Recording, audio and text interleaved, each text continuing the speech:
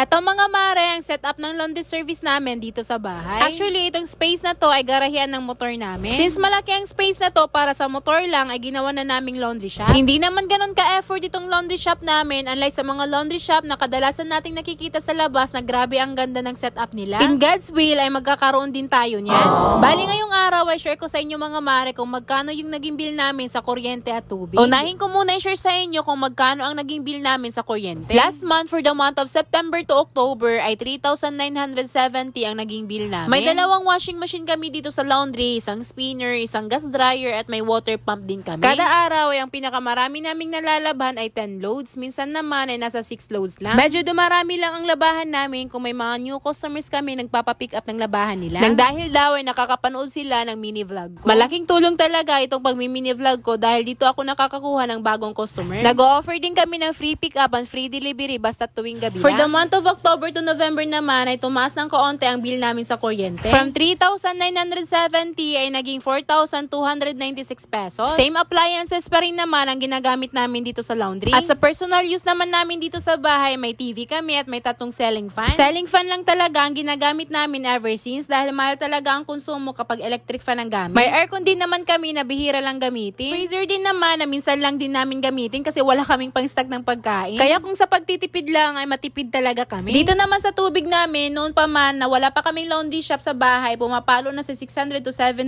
ang bill namin kada buwan. Masasabi ko naman na malaki itong bill namin. Paano ba naman na hindi ako nagtitipid kapag naglalaba ako ng mga damit namin? Last na kung ano-ano pa naman ang linilinis ko ay dapat may partner akong tubig. Sa panahon naman na nagsimulan na akong tumanggap ng laundry ay may isang washing machine kami. Naging 1,600 to 1,700 per month ang naging bill namin sa tubig. Hindi naman kasi marami ang nagpapalaba noon at isang washing lang din ang ginagamit kaya parang tumaas lang ng 1,000. At nito lang August to September, pumalo na nga sa 2,640 ang bill sa tubig dahil dalawa na nga ang washing machine na ginagamit namin. Hindi na ako magugulat sa bill namin dahil ito naman ang pangunahin namin kailangan sa paglalaba. Pero itong 2,640 na bill ay nasa residential rate pa lang to. At ito na nga mga mare, dahil followers ko nagtatrabaho sa Prime Water at nag-enjoy naman sila sa panonood ng mini vlog ko ay nasilip nga tayo. Kaya naging commercial rate na tayo pero eme lang ang feeling namin.